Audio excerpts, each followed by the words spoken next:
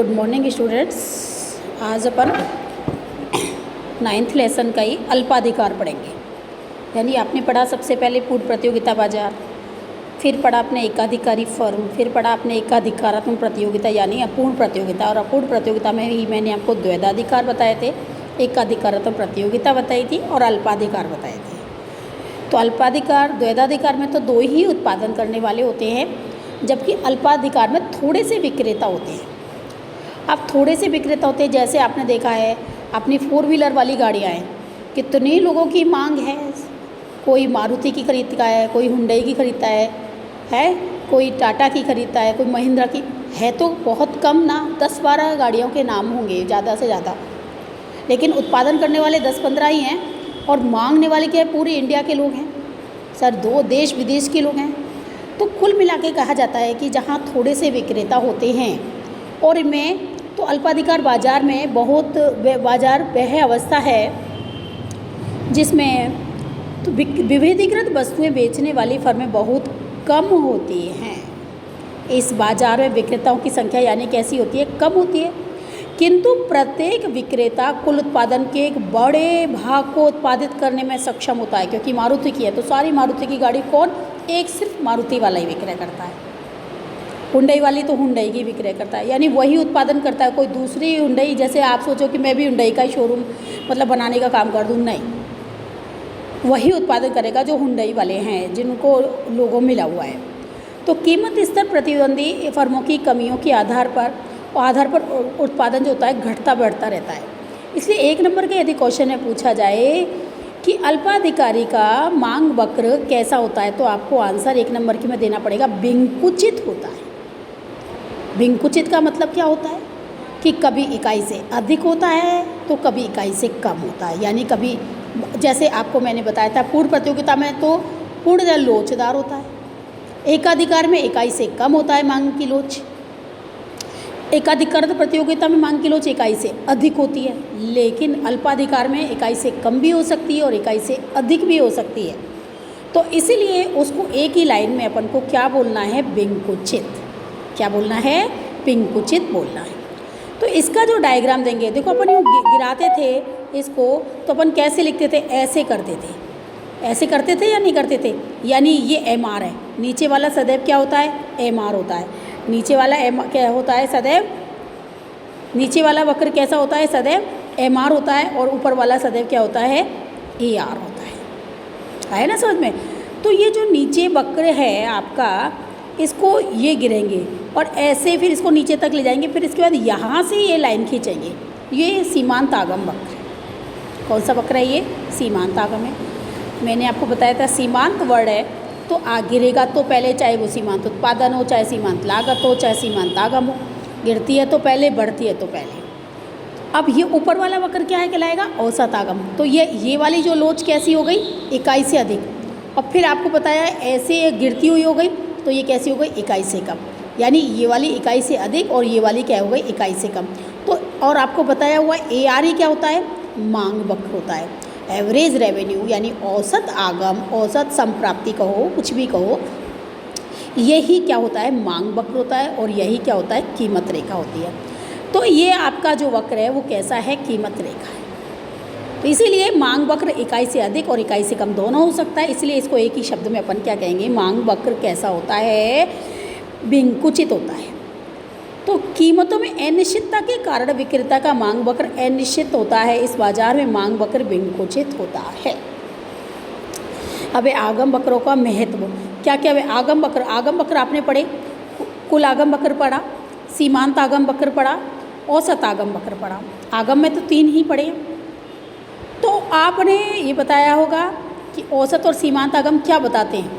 औसत और सीमांत आगम किसका विश्लेषण करते हैं, कीमत का विश्लेषण करते हैं। अब आप देखो हमारे जो आगम वक्र में है, वित्तीय स्थिति का आकलन में भी इसका क्या होता है, महत्व होता है। यानी कि हमें उसकी मार्केट की स्थिति के बारे में पता लगाना है कि मार्केट में आपका कैसी स्थिति आ रही है। समझ में आया ना। तो कैसी स्थिति आ रही है इसके बारे में जो बताएंगे वो आपका क्या बताएंगे कि हमारे मार्केट में तो वित्तीय स्थिति का जो आकलन किया जाता है इसका वित्तीय स्थिति का आकलन भी औसत आगम वक्रों की सहायता से किया जाता है। अब मैंने यहाँ पर ये बताया है AR बराबर AC है। वित्तीय स्थिति का पता कैसे लगेगा, यानी औसत लागत क्या है, और अब यानी कि उसको बनाने में क्या लागत आई है और उसको बेचने में कितनी संप्राप्ति हुई है, प्रॉफिट हो रहा है या लॉस हो रहा है, इस सब की स्थिति का भी पता किससे लगता है, वित्तीय स्थिति का पता भी हमें आगम वक्रों के द्वारा पता लगता है। और यदि हमें संतुलन ज्ञात करना है तो सीमांत आगम और सीमांत लागत दोनों के द्वारा पता लगता है आगम में। तो संतुलन की स्थिति MR बराबर MC होती है, यानी सीमांत आगम और सीमांत लागत। नेक्स्ट लेसन में जब आप पढ़ोगे तब आपको और अच्छे से समझ में आएगा फर्म का संतुलन कहाँ होता है, जहाँ पर सीमांत आगम और सीमांत लागत दोनों कैसे होते हैं, बराबर होते हैं। आज मैंने ये अल्पाधिकार पढ़ाया, इसके थोड़े से क्वेश्चन मैं आपको बता देती हूँ। जैसे कि ये क्वेश्चन दिया हुआ है, निम्नलिखित तालिका को पूरा कीजिए। अब निम्नलिखित तालिका है, आपको क्या दे रखी है, एवरेज रेवेन्यू दे रखा है क्वेश्चन में, ठीक है ना। 6 फिर डैश फिर 4 फिर डैश फिर 2 डैश, फिर यहाँ डैश है, यहाँ 4 है, फिर डैश है, फिर 0 है, फिर डैश है, ऐसे ये दिया हुआ है। तो आप इसको कैसे निकालोगे। अब आपको औसत संप्राप्ति दे रखी है यानी कि आगम दे रखा है, और उत्पाद देख रहा है। तो मैंने आपको बताया था TR कैसे ज्ञात करोगे। कुल आगम ज्ञात करने के लिए इसको ही अपन क्या कहते हैं, P, प्राइस। AR को ही अभी बताया मैंने क्या है आपको, प्राइस। तो P का गुणा Q से करते हैं, यानी कि इतने वस्तु की कीमत है और इतना उत्पादन हुआ, तो कुल प्राप्त कितना हुआ। 5 रुपये की एक पेंसिल आती है, हमने 10 पेंसिल बेची हैं, तो कितनी हो गई, 10 पंजे 50 हो गई। तो कैसे ज्ञात किया आपने, दोनों का मल्टीप्लाई किया या नहीं किया। तो इसका अपन कैसे ज्ञात करेंगे, ऐसे करेंगे, 6 का गुणा अपन ने किया 1 से, तो 6 एकम 6, 5 का किया 2 से, तो 5 दूनी 10, 4 तिया 12, 3 चौक 12, 5 दूनी 10। इस तरह से ये आपको निकालना है।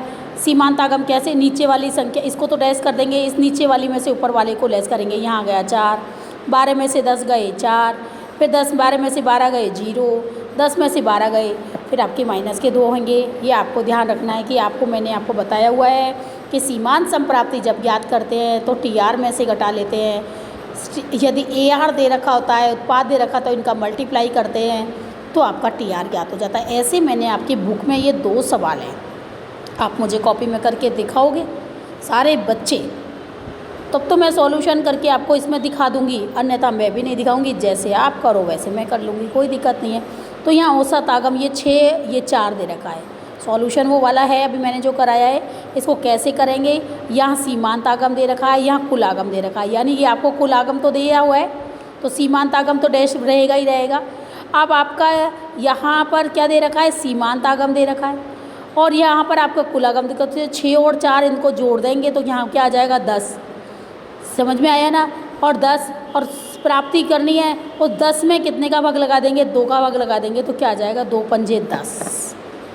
ये आपका क्वेश्चन है, ये आपका क्वेश्चन है, और इसका सॉल्यूशन ये है, ये वाला जो है नीचे मैंने जो दिया है ये सॉल्यूशन है। यानी कि आप ये देखो यहाँ पर 6 दे रखा है, ये तो 6 दे ही रखा है, यहाँ डैश है तो इसका 6 का 6 ही आ जाएगा, ठीक है। फिर सवाल में आपको क्या दे रखा है, सीमांत आगम 4 दे रखा है। ये सीमांत आगम क्या दे रखा है आपको, यहाँ पर सेकंड नंबर पर 4 दे रखा है, और आपको एवरेज रेवेन्यू भी नहीं पता और TR भी नहीं पता। तो अब अपन क्या करेंगे, नीचे वाली संख्या को जब अपन ऊपर वाली संख्या में से नीचे वाली में से ऊपर वाली को घटाते हैं तो अपना क्या आता है, ये आता है। अब यदि अपने को ये दे ही नहीं रखा है, ये दे नहीं रखा है, तो अपन कैसे करेंगे, इसको यूँ जोड़ेंगे, क्रॉस TR करते हैं, तो कैसे करेंगे, जोड़ेंगे। तो 6 और 4 क्या हो गए आपके 10 हो गए, ठीक है। अब एवरेज रेवेन्यू भी नहीं पता क्योंकि ये डैश का निशान लग रहा है, इसका मतलब वहाँ पर अपन को संख्याएँ लिखनी है, ठीक है ना। तो इस 10 में 2 का भाग लगाएंगे तो AR निकल जाएगा, TR में Q का भाग लगाया तो क्या आ गया, AR आ गया। तो 2 का भाग लगाएंगे, इस 2 का भाग इस 10 में लगा देंगे तो क्या आ जाएगा, 5 आ जाएगा। दूसरे नंबर का समझ में आ गया होगा। अब थर्ड नंबर पर आप ये देख रहे हो, इसमें औसत आगम दे रखा है, 4 दे रखा है ना, यानी कि थर्ड में आपको ये 4 दे रखा है। अब आपको सीमांत आगम भी ज्ञात करना और TR भी याद करना है। तो TR याद करने के लिए AR का गुणा किससे करेंगे, Q से करेंगे, तो 4 तिया 12 हो गया, ठीक है ना। अब सीमांत आगम ज्ञात करना है तो इस 12 में से ऊपर वाली संख्या को घटा देंगे, 12 में से 10 गए तो कितना हो गया, 2 हो गया, ठीक है ना। अब आपके इसमें नेक्स्ट वाले क्वेश्चन में सीमांत आगम आपको क्या दे रखा है, 0 दे रखा है। अब सीमांत आगम यानी कि अपने को शून्य दे रखा है और टी आर भी ज्ञात करना है, ए आर भी ज्ञात करना है। तो इस 12 को इस 0 से जोड़ देंगे, कितना आ गया 12 आ गया, टी आर ज्ञात हो गया। अब टी आर ज्ञात हो गया तो ए आर भी ज्ञात हो जाएगा, क्योंकि टी आर में क्यू का भाग लगा देंगे तो 3 चौक 12 हो गया, ठीक है ना। फिर नेक्स्ट में अपन को क्या दे रखा है, लास्ट में कुल आगम 10 दे रखा है। अब यानी कि ये अपने को 10 दे रखा है तो ज्ञात क्या करना, एम आर, और क्या ज्ञात करना, ए आर। तो इस 10 में से 12 को लेस करेंगे तो माइनस के 2 हो जाएंगे। अब इसे टी आर दे रखा है तो 5 का भाग 10 में लगाएंगे तो कितना आ जाएगा, 2 आ जाएगा लेस। ऐसे आपको ये सवाल याद करना है, खुद को करके देखना है, ठीक है, ओके।